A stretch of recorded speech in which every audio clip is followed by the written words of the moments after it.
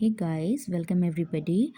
आज की वीडियो में we are going to cover CGPSC previous year question. ठीक है, तो ये मैंने सीजीपीएससी 2023 का जो पेपर है आपका, उससे मैंने ये क्वेश्चन लिया हुआ है। ठीक है, तो क्वेश्चन कराने का ये मतलब है कि first of all you have to be prepare for your examination, और दूसरा आपका सिलेबस का डोमेन भी होगा, वो भी कवर हो जाएगा, और आपकी जो एनालिटिकल स्किल है, सो दैट कि आप एग्ज़ाम में क्या करो, पेपर को देख के, पेपर के पैटर्न को देख के, उसकी लैंग्वेज को देख कर पैनिक ना करो, right. And you have a very short time, right. चलो तो स्टार्ट करते हैं विदाउट एनी डिले। इसमें आपको क्वेश्चन पूछा गया है कि भारतीय संविधान का निम्नलिखित में से कौन सा अनुच्छेद वार्षिक वित्तीय विवरण से संबंधित है। क्या है क्वेश्चन? अनुच्छेद जो है आपका वार्षिक वित्तीय विवरण से जो संबंधित है उसको बताओ आप। 72 है, 88 है, 112 है। ठीक है, चलो इस क्वेश्चन को इंग्लिश वाले इंग्लिश में देख लो थोड़ा। Yeah, this is for you. So, which one of the following articles of the Indian Constitution deals with annual financial statement? क्या कह रहा है आपसे? एनुअल फाइनेंशियल स्टेटमेंट से कौन रिलेटेड है? Article 72, 88 and 112। कौन सा इससे रिलेटेड है या फिर कोई भी नहीं रिलेटेड है? आप इसमें में से कुछ भी आंसर कर सकते हो। ठीक है, और जैसा कि आपको पता है कि answer you will get at the end of the video, right. So पहले हम क्या करेंगे, इसके बारे में थोड़ा सा जानेंगे। ठीक, जानेंगे, और जहाँ अगर हमें ज़रूरत पड़ी तो we will have a short trick और अ स्टोरी और अ निमोनिक, जिसके बेसिस पे हम क्या कर सकें, उसको लंबे टाइम के लिए अपने दिमाग में रख सकें। क्योंकि आर्टिकल्स जो होते हैं, एक बार अगर दिमाग में सेट हो गया ना तो फिर प्रॉब्लम नहीं आएगी। ठीक है, तो एक बार सेट करने की ज़रूरत है दिमाग में। चलो फिर स्टार्ट करते हैं। तो यहाँ पर यू आर लुकिंग कि सारे आर्टिकल्स लिखे हुए हैं। ठीक है, और आर्टिकल्स के बाद आपको क्या इसके बारे में दिया भी गया है कि कौन सा आर्टिकल किससे रिलेटेड है। अभी के लिए तो इतना ही काफ़ी है कि इस क्वेश्चन के लिए फ़िलहाल मैं बोल रही हूँ। यस, तो क्या है कि अभी इसको एक बार पहले देखो कि आर्टिकल 112 यानी कि आर्टिकल जो 112 है वो किससे डील करता है? एनुअल फाइनेंशियल स्टेटमेंट, यानी कि जो आपका वार्षिक बजट है उससे डील करता है। आर्टिकल 113 ये किससे डील करता है? Procedure in parliament for budget. Budget के लिए आप जो बात आगे बढ़ाते हो उससे डील करता है। 114 किससे डील करता है? अप्रोप्रिएशन बिल से।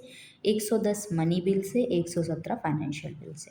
ठीक है, अब मैं इसको बताती हूँ आपको एक क्या बोलते हैं उसको, स्टोरी के फॉर्म में। ठीक है, देखो स्टोरी के फॉर्म में ये है, पहला कि आपके पास पहले बहुत सारा पैसा आ जाता है। ठीक है, अगर आपके पास बहुत सारा पैसा आ जाए, एक मिनट, बहुत पता नहीं क्यों इतना दिक्कत कर रहा है। ओके, आपके पास बहुत सारा अगर मनी आ जाए, ठीक है, सबसे पहले आपके पास बहुत सारा क्या आ जाए? पैसा आ जाए। चिल्लर बना लो, नोट बना लो अपने नोटबुक पे। ठीक है, कि बहुत सारा पैसा आ गया आपके पास, पैसा ही पैसा हो गया आपके पास। ठीक है, तो मान लो बहुत सारा पैसा हो गया आपके पास। अब आप क्या करोगे? इस पैसे का आपको करना क्या है? पहले तो आपके पास अगर पैसा आता है तो फर्स्ट ऑफ ऑल क्या होता है, आप बजट बनाते हो। क्या करते हो? बजट बनाते हो ना, राइट।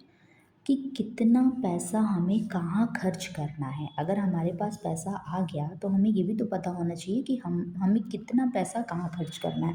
ऐसा तो कहीं रैंडमली हम कितना भी पैसा नहीं खर्च कर सकते, राइट। तो पहले हमारे पास क्या आ गया? मनी आ गया।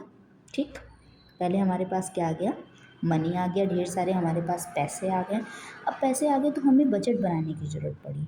हम सोचे कि चलो यार बजट बना ले। बजट बनाने से ही पता चलेगा ना कि भाई किसको, अब पैसा आएगा तो आपको 50 तरीके के काम रहेंगे। जैसे किसी को आपको उधारी चुकानी होगी, 1000 तरीके के आपके पास खर्चे होंगे, यानी कि एक्सपेंडिचर होगा, बहुत सारे डेब्ट होंगे, बहुत सारे टैक्सेस होंगे। तो इन सब चीज़ों, ये सब चीज़ें मनी बिल में काउंट होती है, इसलिए मैं बता रही हूँ।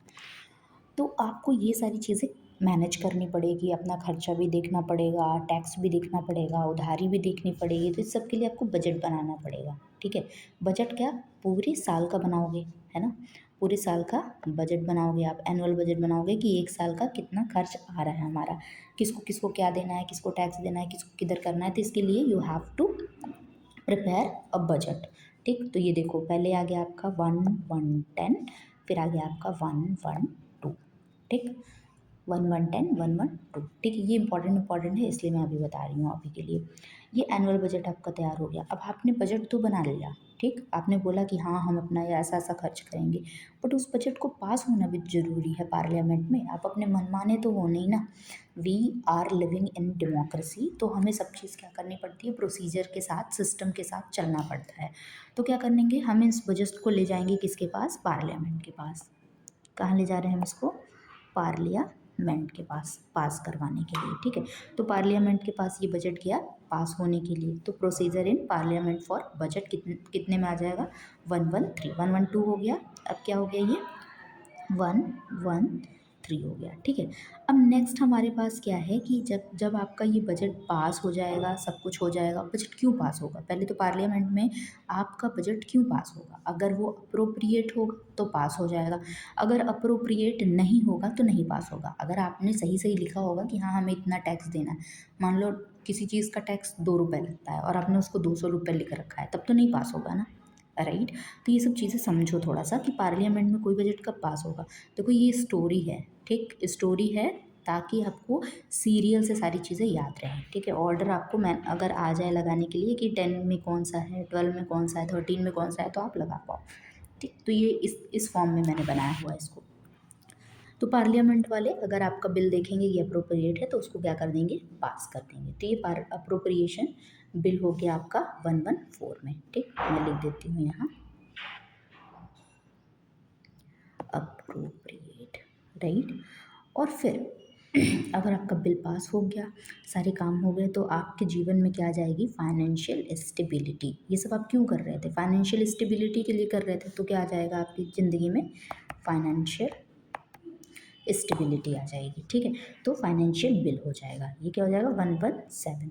तो इस तरीके से जितने भी यहाँ पे जो आर्टिकल दिए हुए थे वो कवर हो चुके हैं, ठीक है। एक बार फिर से देख लो कि सबसे पहले हमारे पास क्या आ रहा है, पैसे आ रहे हैं, ठीक। हमारे पास पैसे आए, पैसे का हमने क्या किया, हमने सोचा कि पैसे का सबसे पहले हम बजट बना लेते हैं, क्योंकि हमारे पास हज़ार तरीके के खर्चे हैं, टैक्स है, डेप्थ है, बहुत सारी चीज़ें हैं। तो हम क्या करेंगे, सबके लिए क्या करेंगे, एक एनुअल बजट बना लेंगे। अब हमने बजट तो बना लिया अपने मन मुताबिक कि हमें इतने पैसे चाहिए, उसने कहा इतने पैसे चाहिए, तो हमने सबका लेखा जोखा उसमें लिख दिया, बजट बना लिया। लेकिन जब हम इसको ले जाएंगे पार्लियामेंट में, बजट को अब क्या ले जाना पड़ेगा आपको, पार्लियामेंट में पास करवाने के लिए। पार्लियामेंट तभी पास करेगी जब ये क्या होगा, अप्रोप्रिएट होगा। जब अप्रोप्रिएट होगा तो पार्लियामेंट इसको पास कर देगी, पार्लियामेंट इसको पास कर देगी तो आपका क्या हो जाएगा, आपके जीवन में आ जाएगी फाइनेंशियल स्टेबिलिटी, ठीक है। तो इस तरीके से ये चीज़ जो रहेगी वो सीरियल से याद रहेगी। एक दो बार इसको, स्टोरी को बिना देखे बोलना, अपने मन से बोलना। And it is start from 1110, ठीक है, 1110 टू 117, ये पूरा आपका बजट का है, पूरा बिल का है। तो ये इसको ध्यान रखना, ठीक है। और आप ये सारी चीज़ें क्यों कर रहे हो, फाइनेंशियल स्टेबिलिटी पाने के लिए, जो कि किस में दी हुई है, आर्टिकल 117 में दी हुई है। चलो now next is taxation powers and revenue collection, यानी कि जो टैक्स वगैरह होता है ना, राजस्व वसूली जिसको बोलते हैं, ठीक। और टैक्सेशन, टैक्स मतलब कर, समझते हो ना, ये सब। तो taxation power and revenue collection, ये कौन कौन से आर्टिकल लेते हैं, आर्टिकल 265, 266, 267 एंड 268 टू 271। ऑल्दो ये 293 तक जाएगा, पर मैं टैक्स की बात कर रही हूँ इसलिए मैंने इतना ही लिया हुआ है, ठीक है। चलो यहाँ पर क्या है, आर्टिकल 265, 265 में क्या कहता है, no tax without authority of law, कि आपको कोई टैक्स नहीं लगेगा बिना लॉ की अथॉरिटी के, ठीक है। अच्छा कहा है इन्होंने। 266 बोला कि कंसोलिडेटेड फंड, कंटिजेंसी फंड और पब्लिक अकाउंट इसमें आता है, ठीक है। इसमें आता है कंटिजेंसी फंड ऑफ इंडिया, इसमें आता है distribution of tax between centre and state. अब इसको कैसे याद रखोगे, तो आओ पहले इसको एक बार समझते हैं, राइट। तो सबसे पहला क्या दिया है, 265 कि no tax without authority of law, आपसे कोई भी टैक्स नहीं ले सकता। सपोज एग्जाम्पल, आपको क्या बोला गया है कि कल से आपको अपने स्कूल में 500 रुपीज़ एक्स्ट्रा पे करनी पड़ेगी, क्या करनी पड़ेगी, 500 रुपया आपको एक्स्ट्रा पे करना पड़ेगा। तो आप पूछोगे भाई कौन से लॉ के अकॉर्डिंग मैं पे करूं, आपने कुछ बताया नहीं, और वैसे नहीं कि आपका फ्रेंड बोल दिया या कोई टीचर आके बोल दिया, नो। यहाँ पर क्या होना चाहिए, प्रॉपर आपकी नोटिस निकलेगी कि हाँ ये पैसे इस चीज़ के लिए आपको देने हैं, अथॉरिटी का उस पे साइन होगा, तब जाके आप उनकी बात मानोगे। तो टैक्स भी इसी तरीके से है, ठीक। कोई टैक्स आपसे नहीं ले सकता without authority of law, right. 66 समझो अब, कंसोलिडेटेड फंड, पब्लिक अकाउंट और विड्रॉल रिस्ट्रिक्शन।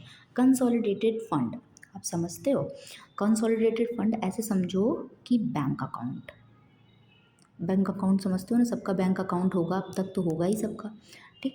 तो ये जो बैंक अकाउंट है, ठीक है, ये जो आपका बैंक अकाउंट है, ये हर एक इंडिविजुअल का होता है, आजकल के ज़माने में तो सबका ही होता है। तो इसी तरीके से गवर्नमेंट का भी खुद का बैंक अकाउंट होता है, गवर्नमेंट का बैंक अकाउंट।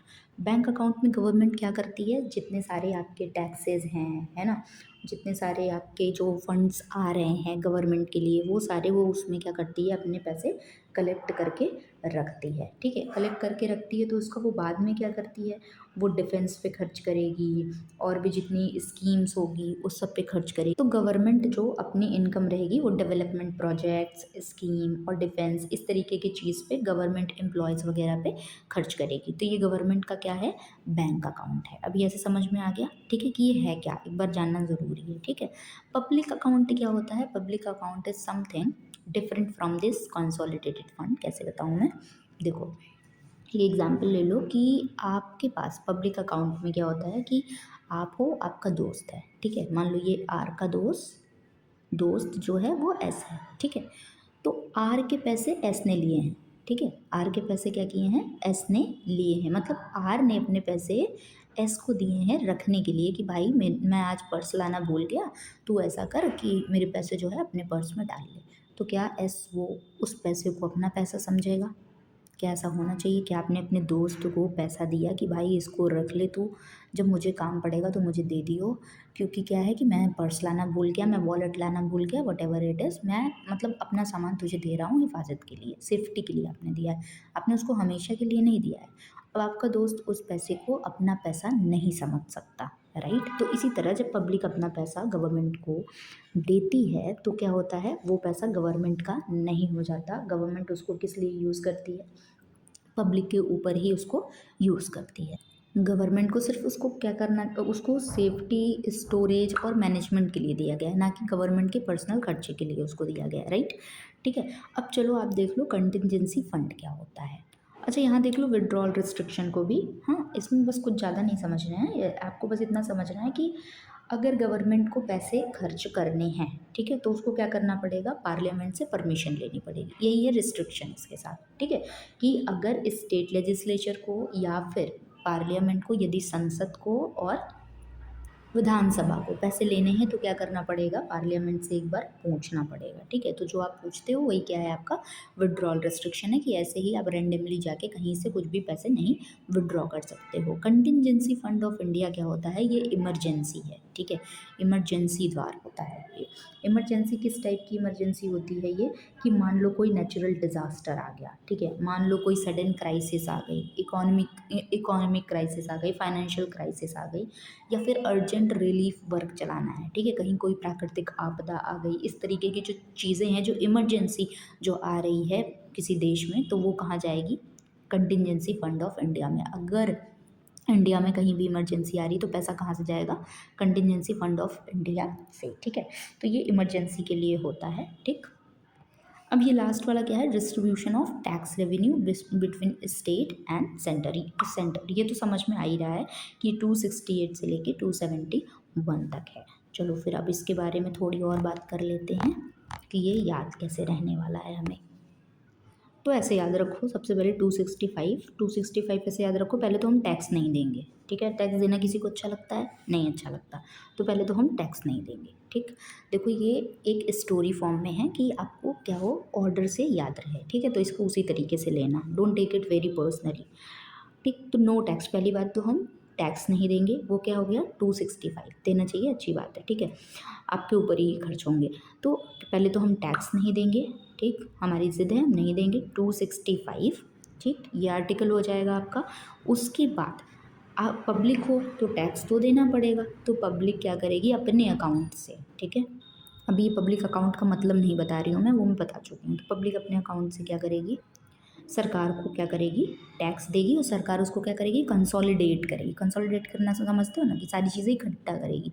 सरकार क्या करेगी, पब्लिक से सारे टैक्स इकट्ठा करेगी। पब्लिक से सारे टैक्स इसने लेके क्या कर लिए हैं, कंसोलिडेट कर लिए हैं। ठीक है, ऐसे करके याद रखना कि सारे टैक्स कंसोलिडेट हो गए, तो पब्लिक अकाउंट और कंसोलिडेट एक ही में आएगा। ठीक, और उसके बाद विड्रॉल रिस्ट्रिक्शन, और ये जो है, किसी को ये पैसे देना नहीं चाह रहे हैं। अगर आपके पास एक बार पैसे आ गए तो आप किसको देना चाहोगे, नहीं देना चाहोगे, विड्रॉल रिस्ट्रिक्शन लगा दोगे। तो इस तरीके से आप याद रखना कि 266 इसका आर्टिकल लगता है। ठीक है, उसके बाद आता है, पहले तो टैक्स जो नहीं देना चाहते वो हो गए एकदम अलग कैटेगरी 265। फिर उसके बाद कैसे तैसे करके पब्लिक मान गई और उसने क्या करा, टैक्स दे दिया। या ऐसे मान लो कि कोई मनी लेंडर है, उसको हमने टैक्स दे दिया, पब्लिक ने टैक्स दे दिया, अब वो उसको निकालने नहीं दे रहा है, तो विड्रॉल रिस्ट्रिक्शन। तो इसमें आपका आ जाएगा 266(1), 266(2), 266(3). ठीक है, तो ये तीनों कवर हो जाएंगे यहाँ पर। फिर उसके बाद आपको क्या करना है, अब मान लो सारे पैसे तो आपने पूरा जो है मनी लेंडर को जमा कर दिए, सारे के सारे पैसे आपने जमा कर दिए। अब कल को आपको इमरजेंसी आ रही है, तो आपको आ गया इमरजेंसी से कंटिंजेंसी।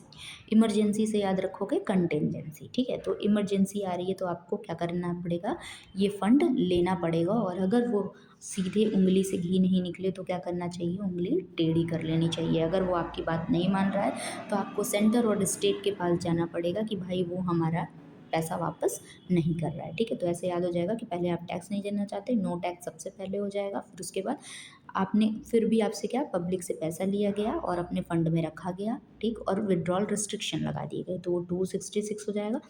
फिर उसके बाद क्या है, आपने सारे पैसे तो दे दिए, अब आपको इमरजेंसी आ गई, इमरजेंसी से क्या हो गया, कंटिंजेंसी, तो 267 हो गया ये। फिर उसके बाद आपकी बात नहीं सुनी गई तो आप सेंटर और स्टेट के पास चले गए, जो कि 268 से 271 तक है। ठीक है, तो ये एक काइंड ऑफ शॉर्ट स्टोरी है जिसके फॉर्म में आपको अपने दिमाग में सारी चीज़ों को रखना है। राइट, तो मैंने अभी आपको बता दिया है, अब चलते हैं हम क्वेश्चन पे। Now we back to our question. ठीक है, ये क्वेश्चन में क्या दिया गया था आपसे कि अनुच्छेद ये पूछ रहा था कि वार्षिक वित्तीय विवरण से कौन संबंधित है। ठीक है, तो आपने अभी देखा कि 1 1 10 क्या था, पहले तो आपको किसकी ज़रूरत पड़ रही थी, मनी की। ठीक है, जब आपके पास ढेर सारा मनी आ गया था तो फिर आपको क्या करना था, एनुअल उसका क्या बनाना था, आपको एनुअली उसकी बजट बनानी थी। ठीक है, तो बजट आपका आ गया 1 1 2 में। ठीक है, तो ये यहीं पे क्वेश्चन आपका हो गया सॉल्व। तो क्या हो जाएगा, अनुच्छेद 1 1 2। हालांकि इसके बाद भी मैंने बताया कि बजट के बाद क्या होगा, प्रोसीजर के लिए जाओगे आप पार्लियामेंट में। फिर उसके बाद क्या होगा, अगर पार्लियामेंट को अप्रोप्रिएट लगा तो वो क्या आ जाएगा, 1 1 4 आ जाएगा। तो वो बिल क्या करेगी, पास कर देगी। वो बिल पास कर देगी तो फाइनेंशियल स्टेबिलिटी आ जाएगी, दैट इज आर्टिकल 117 हो जाएगा। ठीक है, चलो यहाँ पर देखते हैं, 1 मिनट से ये वाला भी देख लेते हैं, इंग्लिश में भी देख लेते हैं। Which of the following articles of the Indian constitution deals with the annual financial statement, the trick is same. ठीक है, ट्रिक तो सेम ही होगी हिंदी और इंग्लिश के लिए। तो आर्टिकल क्या हो जाएगा, 1 1 2। Okay, so this was all about the financial statement, financial book. तो चलो अब टाइम हो गया है। Thank you so much for watching this video, do like share subscribe and bye bye.